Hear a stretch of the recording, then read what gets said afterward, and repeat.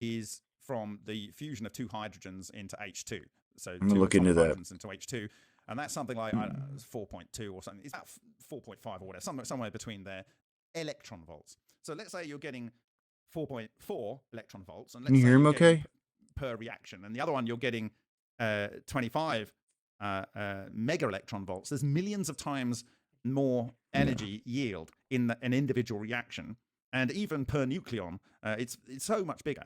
Now, when you have baryon decay, which is the kind of energy that I'm talking about, and there's a guy called Boyd Bushman. I think he invented the Stinger missile. Nuclear He also emulsions. worked with John Hutchison for a while.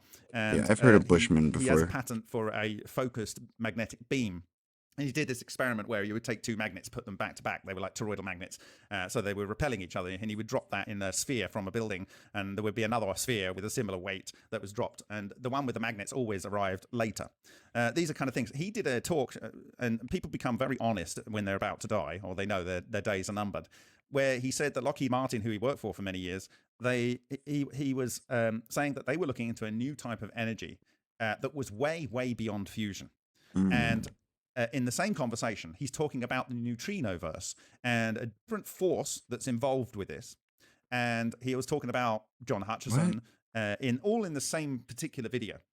Now, when you put all those kind of things together, I think it's just fucking desperate people who don't have any other choice.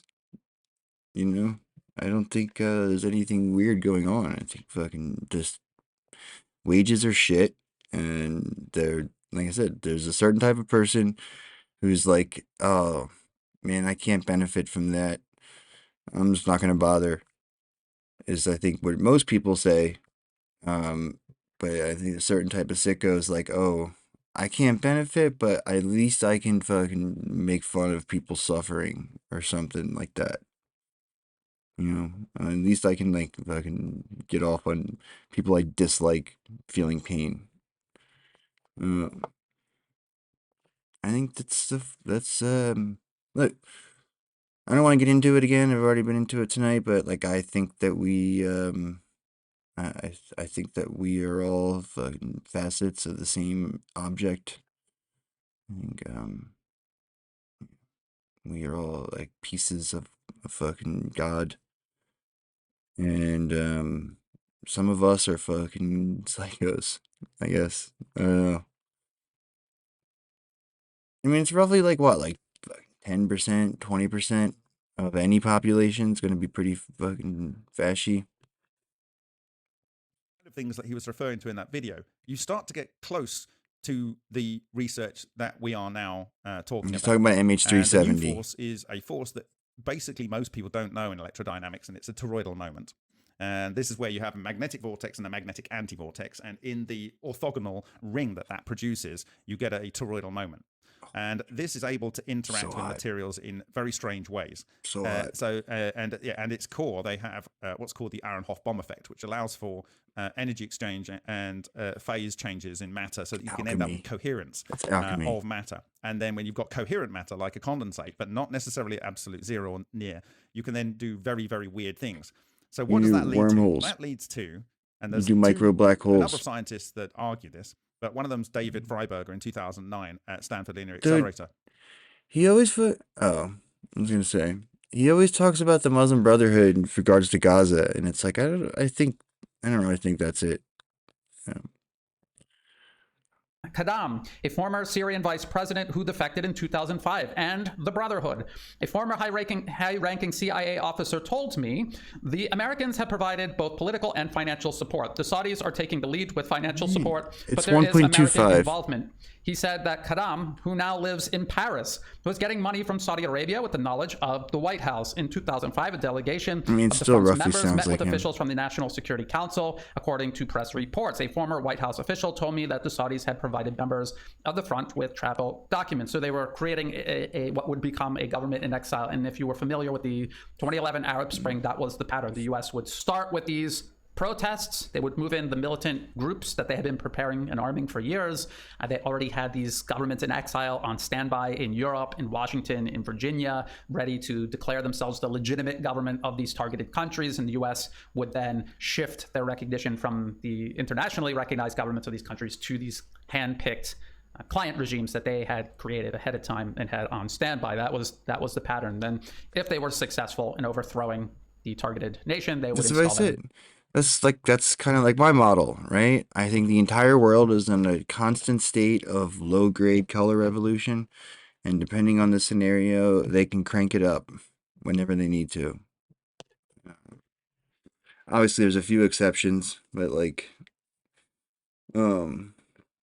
U.S.-backed ISIS in the region, yeah, yeah, he knows Syria really fucking well. I just mean like, I feel like he doesn't give Hamas enough credit or any of the fucking Qassam Brigade or PFLP or whatever. He basically like calls them fucking CIA cutouts or whatever. And I mean I don't know about that. Seems to me pretty evident why people being genocide would want to fight back. They don't need to be like, there's no additional motivation is necessary. Yeah. Oh, dude, when was that? Maybe like couple years ago, I guess by now. We went deep on the what's her name? The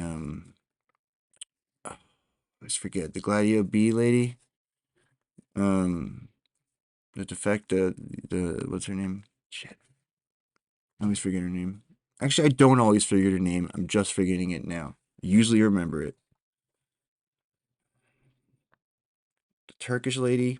He's saying that Sibel Edmonds, that's it. Yeah, these yeah. kind of electrodynamic structures, although he doesn't refer to them as fractal toroidal. And we went deep on that, man. Like, it's just like with MK Ultra and like the fucking COINTELPRO and all the stuff we know about from back in the day. Like, I don't think there's any indication that any of that stuff ever stopped. And knowing these freaks, I'm sure it just got more and more intense.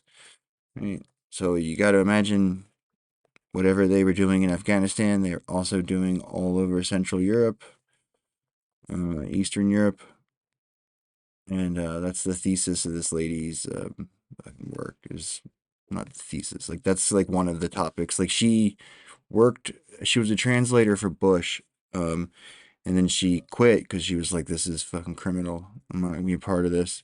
And then saw that we were fucking backing or funding and supporting all these different terror groups all across the region. And she was. I mean, that's what I mean. It's like, I think most people, when they see that shit, they think it's horrific. Like, when they understand like the nature of our state, they're horrified by it. I think you need to like fucking break them down and desensitize them and shit before you can reveal those kinds of. This was like right after 9/11 and all too, right? She was probably fucking scared, and this asshole is over here. They're over here fucking funding every fucking terror group, every fundamentalist terror group in the fucking world. So yeah, she quit, and then she fucking revealed what information she had, and it was incredibly damning. But it was like a weird sort of gray area, because it's like, if I recall, like, she didn't actually follow the rules for like a leak or for a whistleblower. It was kind of like a weird sort of, like, usually when people do that, it's because they've gotten immunity and she didn't do any of that shit, Yeah, we're definitely closer than we've ever been in my life to nuclear war. I don't know. I don't know how far. Ultimately, I don't know how far we actually are from it. But I mean, I think it's good that our America's enemies. I don't like calling them American enemies, because I don't. They're not our enemies. The ruling class is our enemy. Regardless, they don't seem to be that anywhere near as psychotic as the people that run our shit. Like, the fucking, you see them every day just killing all these babies, like, intentionally, like 1000%, fucking sniping babies, bombing fucking refugee camps and all. It's horrific. Like it's like no fucking no pain would be too bad for them. Like it's just all the fucking. I wish I could fucking stick my thumb in their eye until I fucking popped out the back. Any of them. You know, like theoretically speaking.